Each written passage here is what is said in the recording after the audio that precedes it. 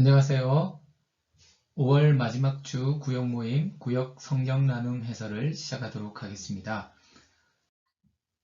오늘 주제는 가나안 정탐 보고와 백성들의 반응에 관한 주제로 민수기 13장 26절에서 14장 10절 말씀을 본문으로 함께 살펴보도록 하겠습니다.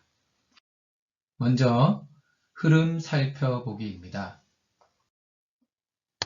바람 광야 가데스에서의 정탐 보고 사건을 본문은 기록하고 있습니다. 여기 바람 광야 가데스라는 곳은요, 가데스 바네아로도 알려져 있죠. 시나이 반도 광야 지역에서 가장 큰 오아시스가 여러 개 있는 그 지역입니다. 이 지역에는 12정탐꾼들을 가나안에 파견한 곳이면서도 또 출애굽 광야 여정 제38년째에 모세와 아론을 상대로 이스라엘 백성들이 다툰 장소이기도 합니다. 그래서 모세로 하여금 약속의 땅을 밟지 못하게 만들었던 그 무리바 물 사건이 있었던 곳이기도 하죠. 그리고 제사 규례를 가르친 곳이기도 하고요. 오늘 정탐꾼 사건 이후에는 이 고라의 무리가 모세의 명을 거역하다가 멸망했던 곳이기도 합니다. 또 백성들이 원망을 했는데 14,700명이 죽어서 묻힌 곳이기도 합니다. 지리적으로 보면 이 애굽, 이집트를 벗어나서 이 약속의 땅 가나안으로 진입하는 길목이었지만 다시 광야로 돌아갈 수 있는 분기점이기도 했습니다. 그러니까 믿음의 태도에 따라서 애굽의 노예 생활, 그리고 약속의 땅에서의 자유로운 생활을 가르는 교차로 역할을 했던 곳이기도 합니다. 자, 이제 말씀 속으로 들어가서 우리 질문을 따라서 함께 내용을 살펴보도록 하겠습니다. 첫 번째 질문, 지도자들은 정탐 결과를 보고합니다. 그 두 가지 주제는 무엇입니까? 라는 질문인데요. 12지파의 정탐꾼들은 이 가나안 땅에 대한 정탐 보고를 하면서 그곳이 약속의 땅이 아니라고 보고합니다. 그들이 볼 때 가나안 사람들은 몸도 크죠. 또 인구수도 많은 데다가 아주 성읍들이 강합니다. 근데 한두 개가 아니에요. 해변에도 널려있고 남쪽 지역에도 이렇게 수없이 널려 있습니다. 따라서 이 10정탐꾼들의 보고는 인간적인 눈으로 볼 때는 이 정복이 불가능하다라고 판단할 수밖에 없는 객관적인 보고이기도 했습니다. 하지만 나머지 여호수아와 갈렙, 에브라임과 유다 지파를 대표한 이 두 명의 보고는 그곳이 젖과 꿀이 흐르는 약속의 땅이라는 그 보고를 하게 됩니다. 그들의 보고의 근거는 뭡니까? 하나님이 함께 하시기 때문에 이스라엘에게 그들은 우리의 밥이다, 우리의 먹잇감이다. 그렇기 때문에 능히 그들을 이길 수 있다.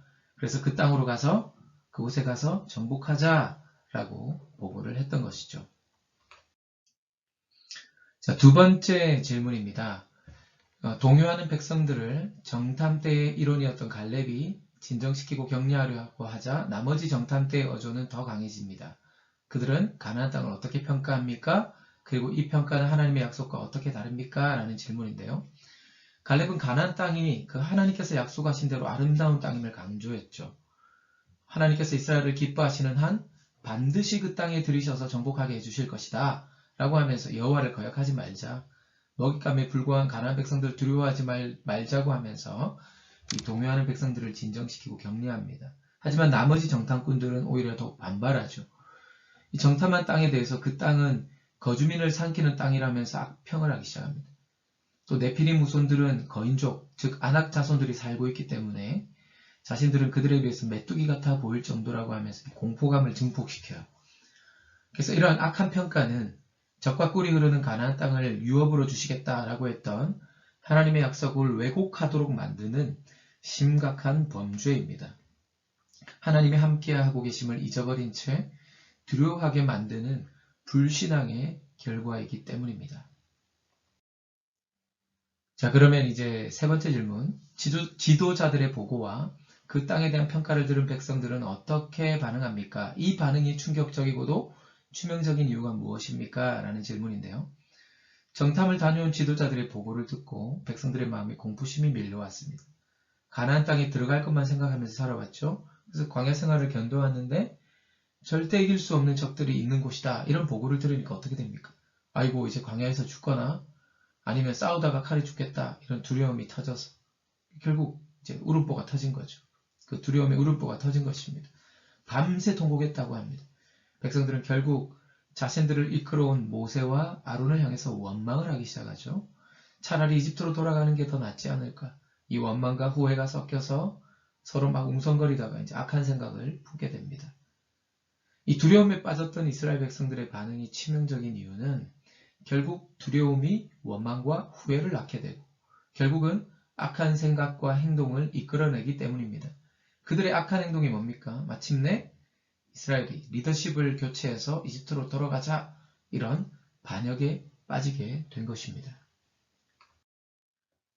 자, 이제 마지막 네 번째 질문인데요. 정탐대의 이론으로서 같은 현실을 보고 온 그 갈렙과 여호수아의 판단은 다르다라는데 어디서 이런 차이가 생겼을까라는 질문입니다. 갈렙과 여호수아는 이렇게 말합니다. 여호와께서 우리를 기뻐하시면 우리를 그 땅으로 인도하여 들이시고 그 땅을 우리에게 주시리라. 여러분 확고한 믿음이 있었고 그래서 이런 고백을 했습니다.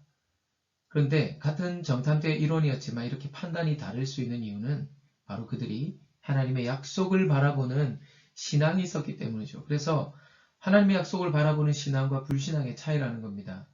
하나님의 함께하심을 믿는 이들은 눈앞에 직면한 수많은 문제들, 이게 큰 문제든 작은 문제든 흔들리지 않아요. 그래서 마땅히 가야 될 길을 가게 됩니다. 하지만 이런 사실을 믿지 못하는 자들은 어떻게 됩니까? 크고 작은 시험 앞에서 결국 신앙의 여정을 포기하고 마는 것이죠. 결국 삶이 무너지게 되는 것입니다. 자, 그러면 이제 삶을 향하여 우리 마지막 질문을 함께 살펴보도록 하겠습니다. 공동체가 함께 준비하는 중요한 사역이 큰 위기에 봉착한 경험이 있을 것입니다. 그럴 때 내부적으로 경험한 가장 큰 어려움은 무엇입니까? 라는 질문인데요. 우리가 그런 상황에서 하나됨을 회복하고 유지하기 위해서 평소 필요한 준비는 무엇일까? 라는 질문까지 한번 살펴보겠습니다. 자, 내부적으로 경험하는 가장 큰 어려움. 이제 같이 뭔가를 준비하고 있다가 위기에 빠져서 이제 큰 어려움을 겪게 되는 때가 있는데, 예를 들면, 선한 의도를 품고 일을 시작을 했는데, 사역을 시작했는데, 결과가 좋지 않을 수 있어요. 또 구제하거나, 아니면 이제 믿음 안에서 형제 자매들을 권면해야 될 일이 있어서 좋은 마음으로 도와주려고 했는데, 상처를 받거나 또 그래서 그 때문에 관계가 깨지는 일들이 생길 때가 종종 우리가 살면서 겪곤 합니다. 이 밖에도 많은 것들이 있겠죠. 이제 각자의 경험들을 구역원들과 한번 나눠보십시오.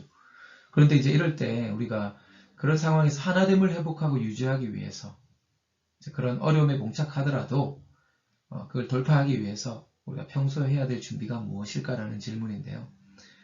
저는 이게 굉장히 중요한 게 어떤 마음의 자세라고 생각하는데요. 눈에 보이는 성과에 매이지 않는 그런 좀 훈련이 필요합니다. 그래서 뭔가 이 말씀의 순종함으로 시작했던 일에 대해서는 그 결과에 대해서는 여러분 뭐라 해서는 안 되는 거죠. 또 누가 이렇게 말하는 어떤 평판 같은 게 있을 수 있지 않습니까? 그런 것들이 흔들리지 말아야 됩니다. 그러니까 그런 어떤 일의 결과가 잘못되거나 좀 기대했던 결과가 나오지 않았을 때 뭐라고 하면 여러분 거기에 동참하면 안 되는 거예요. 오히려 그렇지 않다. 선한 목적으로 시작됐으니 결국에는 하나님께서 더 좋은 선한 열매를 맺게 하실 것이다. 그럼 그걸 보호하고 옹호해 줘야 되는 겁니다. 주 안에서 시작한 그 사역의 동역자들, 또 서로를 위해서 위로하고 격려하고 또 서로를 위한 기도의 시간을 우리가 충분히 가지면서 그런 멤버십, 또 공동체성을 우리가 좀 계속해서 키워간다면 어려운 일들이 생기더라도 또 결과가 의도하지 않았던 나쁜 결과 혹은 기대에 못 미치는 결과가 나온다 할지라도 우리는 어려움에 빠지지 않을 것입니다. 이것 때문에 시험에 들지 않을 것이라고 생각합니다.